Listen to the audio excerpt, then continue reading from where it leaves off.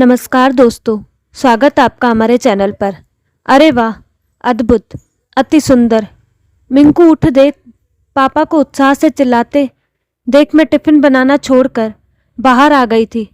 मोर को पंख फैलाकर नृत्य करता देख मैं मुस्कुराती यह सोचती वापस रसोई में लौट आई थी कि यह तो रोज होता है। नाना की पुकार पर मिंकू भी कुनमुनाता बिस्तर से निकला। मोर के नृत्य और तोतों की चहचहाट ने उसके चेहरे पर भी मुस्कान बिखेर दी थी, पर चूंकि यह दृश्य उसके लिए भी आम था, इसलिए 2 मिनट खड़े रहकर वह बाथरूम की ओर मुड़ गया। नाना, मैं तैयार होने जा रहा हूँ, वरना बस निकल जाएगी और मम्मी को छोड़ने जाना पड़ेगा। पर पापा के उत्साह में अब भी रत्ती भर भी कमी नजर नहीं आ रही थी। वे अभी भी बच्चों की तरह उचक उचर कर दाना खाते पंछियों को निहार रहे थे। पापा की सदाबहार चुस्ती फुर्ती और उल्लास देखकर कभी कभी मैं वाकई हैरान हो जाती हूँ कि आखिर इस सदाबहार ताजगी का राज क्या है। रसोई से निवृत्त होकर मैं हम दोनों की चाय लेकर बाहर ही आ गई। मुझे आता देख पापा के चेहरे पर चमक आ गई। देख, वह उधर वाला मोर कितनी मस्ती से नाच रहा है। उसके पंख भी कितने लंबे और चमकीले हैं ना। तुम लोग कभी इनकी तस्वीर उतारते हो क्या पापा? आप भी जब आप मोहनगढ़ पोस्टेड थे तो वहाँ भी तो सवेरे सवेरे ऐसे कितने ही पक्षी आते थे, और वहाँ की सुबह भी तो ऐसी ही सुहावनी और लुभावनी होती थी। चाय की चुस्कियों के साथ मैं पापा से बचपन की यादें ताज़ा करने लगी।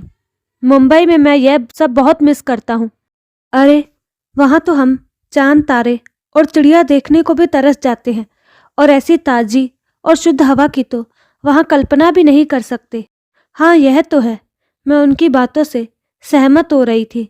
किसी चीज़ की असल कमी तभी तो महसूस होती है जब हम उसे खो चुके होते हैं।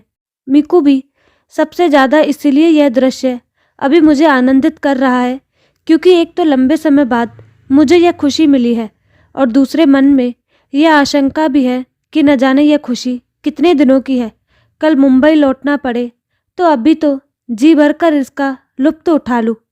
पापा, अभी से लौटने की बात मत कीजिए। थोड़े ही दिन तो आए हैं आपको आए, वो भी आप इसलिए आ गए कि सूरज का पोस्टिंग बाहर हो गया है। मैं अकेली हो गई हूँ। मेरे चेहरे पर बेचारगी के भाव उभर आए थे। पता नहीं अभी कितने दिन और लगेंगे वापस यहाँ पोस्टिंग करवाने में। कोई फ़ोन आ रहा है लगता है, मैं देखती हूँ। चलो, मैं भी अंदर ही आ जाता हूँ। बाहर तो अब ठंड बढ़ रही है। कप समेटते हुए पापा भी अंदर आ गए थे। भैया का फ़ोन था। जल्दी जल्दी बात कर मैंने फ़ोन पापा को पकड़ा दिया और अपने कपड़े टॉवल संभालती बाथरूम में घुस गई। मुझे भी स्कूल के लिए देरी हो रही थी। पापा का उत्साह में डूबा स्वर बाथरूम तक सुनाई दे रहा था। शायद भैया भाभी के बाद अब वे बच्चों से बात करने लगे थे। मैं भी तुम दोनों को बहुत मिस कर रहा हूँ। वैसे मेरी क्लास यहाँ भी अच्छी चल रही है। मिकू के साथ अच्छा वक्त गुजर रहा है। हाँ हाँ, जल्दी आऊँगा। मैं जल्दी जल्दी तैयार होकर स्कूल के लिए निकलने लगी थी। अच्छा पापा, शाम को मिलते हैं। सॉरी, आपको वक्त नहीं दे पा रही हूँ। सूरज की पोस्टिंग के चक्कर में वैसे ही काफ़ी छुट्टियाँ ले चुकी हूँ। मेरी आवाज़ में अपराध बोध उतर आया था। अरे नहीं, तू परेशान मत हो। मिकू के साथ मेरा अच्छा समय निकल जाता है। बल्कि मैं तो ये चाह रहा था, मैं यहाँ हूँ तब तक तू शाम वाले कंप्यूटर क्लासेस ज्वाइन कर ले, ताकि तुझे जो लैंग्वेजेस सीखनी है वो सीख सके। मिक्की को मैं संभाल लूँगा। मैं पापा की बात सुनकर भी अनसुनी सी करते निकल गई थी। आजकल खुद के बारे में सोचने का वक्त ही कहाँ मिल रहा है। हर वक्त सूरज की पोस्टिंग की चिंता ही दिमाग में घूमती रहती है। शादी के इतने सालों बाद पहली बार अकेले रहना मुझे बेतरह अखर रहा था। वो तो अच्छा हुआ पापा कुछ दिनों के लिए आ गए। मिक्कू को भी कंपनी मिल गई और मैं भी घर की ओर से निश्चिंत हो गई। पर पापा तो कुछ दिनों में लौट जाएंगे। आज सुबह ही तो भैया और बच्चों का फ़ोन आया है। स्कूल हो आ गया है तो घर की चिंताओं को ब्रेक लग गया और स्कूल की चिंताएं शुरू हो गई। पूरा दिन चक्कर गिननी की तरह एक क्लास से दूसरी क्लास में घूमती रही। वापस शाम को घर के लिए निकली। तभी मिक्कू और पापा के बारे में सोचने का वक्त मिला। आसमान में हल्के हल्के मंडराते बादल भले लग रहे थे। वैसे तो पहाड़ों पर मौसम हमेशा ही सुहावना रहता है। सोचते हुए मुझे सुबह का वाकया याद आ गया। पापा कितने खुश थे। हमेशा खुली खुली जगहों पर रहने वाले पापा का मुंबई के दबेड़नुमा फ्लैट्स और प्रदूषित वातावरण में निश्चिंत ही दम घुटता होगा। वह तो उनका हर वक्त प्रफुल्लित चेहरा उनके भीतर छुपे असंतोष को जाहिर नहीं होने देता। घर में घुसी तो देखा पापा के कई दोस्त आए हुए थे। चाय नाश्ते के संग गप्पों का दौर चल रहा था।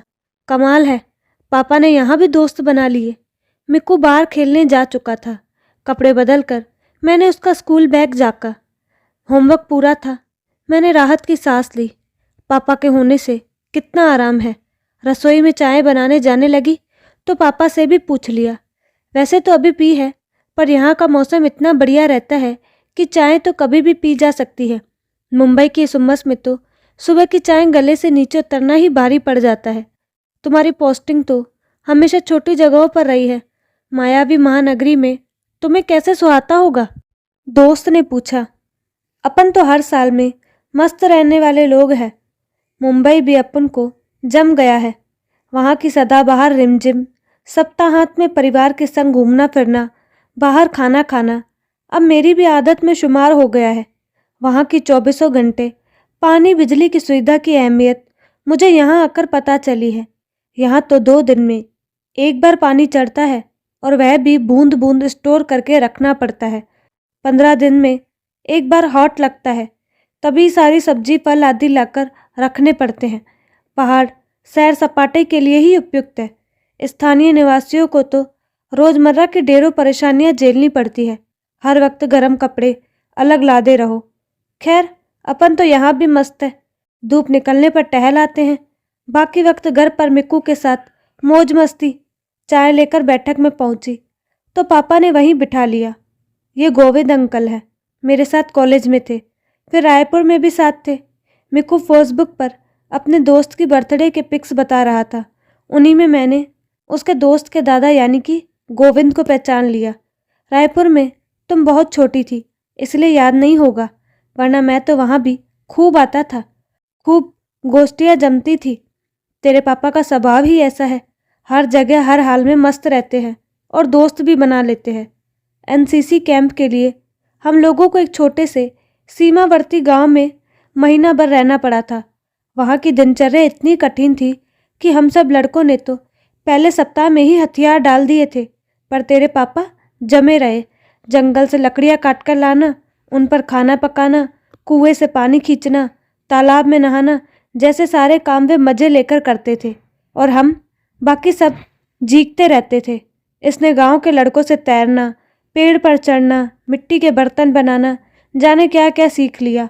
इसे देखकर ही फिर हम सबको अकल आई कि ज़िंदगी में हर हाल में खुश रहना चाहना चाहिए और सीखने का कहीं भी कभी भी कोई अवसर नहीं गंवाना चाहिए। फिर तो हम सब ने भी उस कैंप में बहुत कुछ सीखा और आनंद उठाया। आज भी वो कैंप बहुत याद आता है। तभी तो कहते हैं, वक्त, दोस्त और रिश्ते वे चीज़ें हैं जो हमें मुफ्त में मिलती है, लेकिन इनकी कीमत का अंदाज़ा इन्हें खोने के बाद होता है। सूरज का फ़ोन आया तो मैं उठकर बात करने अंदर चली गई। पोस्टिंग का अभी तक भी कुछ भी नहीं हुआ था। सूरज प्रयास कर रहे थे, पर शायद कुछ और वक्त लग सकता था। सुनकर मैं उदास हो गई थी। पापा दोस्त को विदा कर अंदर आ चुके थे। मेरा रुआंसा चेहरा देखा तो सारा मामला समझ गए। मेरा हाथ पकड़कर मुझे अपने पास बिठाया। जब से आया हूँ तुझे उदास ही देख रहा हूँ। खुश रहना भूल गई है क्या? खुश होने की कोई वजह भी तो होनी चाहिए ना पापा। क्यों? इतनी शांत सुरमय जगह में रहती है, अच्छी सी नौकरी है, छोटा सा परिवार है, और क्या चाहिए? ये तो लगभग सभी के पास होता है पापा। नहीं, सबके पास नहीं होता। दुनिया में तुमसे बेहतर अवस्था में जीने वाले बहुत लोग हैं, तो कमतर अवस्था में जीने वाले भी कम नहीं। फिर समय भी एक सा नहीं रहता। जो आज बेहतर है वे कल कमतर हो सकते हैं और कमतर कल बेहतर हो सकते हैं। आज की समस्या कल नहीं रहेगी, तो यह भी संभव है कल कोई और बड़ी समस्या पैदा हो जाए। अपने अपने नसीब की बात है, नहीं, अपने अपने कर्म की बात है। धर्म से कर्म इसलिए महत्वपूर्ण है क्योंकि धर्म करके भगवान से मांगना पड़ता है, जबकि कर्म करने से भगवान को खुद ही देना पड़ता है। मतलब, यदि तुम उदासी को अपना नसीब मानकर हाथ पर हाथ रखकर दरी बैठी रहोगे तो भगवान भी कोई चमत्कार नहीं करेगा। हर हाल में खुश रहना, खुद को समर्थ और सार्थक बनाना सीखो। पर मैं अकेले क्या कर सकती हूँ पापा? संघर्ष में इंसान अकेला ही होता है, सफलता में दुनिया उसके साथ होती है। पापा पूरी तरह प्रवचन के मूड में आ गए थे और ऐसा तभी होता था जब वे बहुत गंभीर होते थे। अंकल ने अभी बताया ना कि कैंप में कैसे मैं अकेला ही तैराकी आदि सीखने के लिए संघर्ष करता रहा, लेकिन मुझे सफलता मिलते देख धीरे धीरे अन्य लोग भी आ जुटे। बेटी, पहले तो हर हाल में खुश रहना सीख। मैं रिटायर होकर मुंबई तेरे भाई के पास आया तो वहाँ मेरा मन नहीं लगा। फिर धीरे धीरे मैं बच्चों से घुलने मिलने लगा, उनसे कंप्यूटर सीखने लगा। तेरी डॉक्टर भाभी को अक्सर नाइट शिफ्ट में हॉस्पिटल जाना पड़ता है और तेरा भैया ऑफिस से देरी से लौटता है। दोनों बच्चे मुझसे बतियाते अक्सर मेरे ही पास सो जाते हैं, तभी तो वे सब मुझे मिस कर रहे हैं और जल्दी लौटने का आग्रह कर रहे हैं। यहाँ मेरा मिक्कू के साथ भी मन लग गया है। मैं उसको होमवर्क करवा देता हूँ, फिर कुछ देर हम चेस खेलते हैं। चेस? लेकिन मिक्कू को तो आता ही नहीं है। मैंने सिखा दिया है। फिर हम कुछ वक्त कंप्यूटर पर बिताते हैं। फेसबुक से उसने ही तो मुझे जोड़ा है और वही तो मुझे गोविंद मिला। जब से मैं इस उम्र में हर जगह मन लगा सकता हूँ, कुछ सीख और सिखा सकता हूँ, तो तू क्यों नहीं? मैंने सवेरे भी तुझे सलाह दी थी, तुझे जो कंप्यूटर लैंग्वेजेस सीखनी है उनकी क्लासेस ज्वाइन करने का यह सही वक्त है। तुझे अकेलापन भी नहीं खलेगा और तेरा अनुभव और योग्यता भी बढ़ जाएगी। यदि सूरज की वापस यहाँ पोस्टिंग ना हो तो तू वहाँ करवा लेना। यह अतिरिक्त योग्यता तब बहुत काम आएगी। बेटी, यदि तुम किसी चीज़ को पाने के लिए संघर्ष नहीं कर सकते तो फिर उसे खो देने पर उसके लिए रो भी मत। मेरी आंखें चमकने लगी थी। पापा ने तो एक झटके में ही मेरी परेशानी का हल ढूंढ निकाला था। मुझे वह मंत्र मिल गया था जिससे उदासी कभी मेरे चेहरे पर स्थायी रूप से घर बनाने का साहस नहीं कर सकती थी।